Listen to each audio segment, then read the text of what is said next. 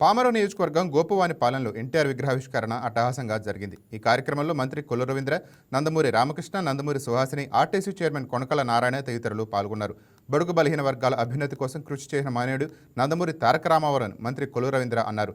నిమ్మకూరులో పుట్టి పెరిగి ప్రపంచానికి తెలుగువారి గొప్పతనాన్ని చాటి చెప్పారని, సామాన్య రైతు కుటుంబంలో పుట్టి సినీ రంగంలో మకుటం లేని మహారాజుగా ఎదిగారని కితాబిచ్చారు.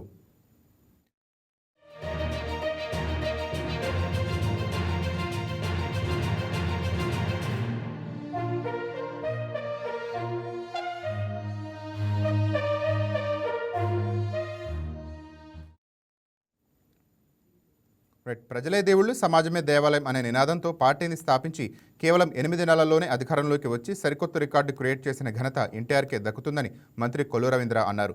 ₹2 కిలో బియ్యం, జనతా వస్త్రాలు లాంటి అనేక విప్లవాత్మక పథకాలు తీసుకువచ్చారని గుర్తు చేశారు. మహిళా రిజర్వేషన్లు లాంటి నిర్ణయాలతో చరిత్ర సృష్టించారని చెప్పారు. సంక్షేమం అనే పదానికి చిరునామాగా ఎన్టీఆర్ ఉన్నారని, ఊపిరి ఉన్నంత వరకు ఆ మహనీయుని అడుగుజాడల్లో నడుస్తామని స్పష్టం చేశారు.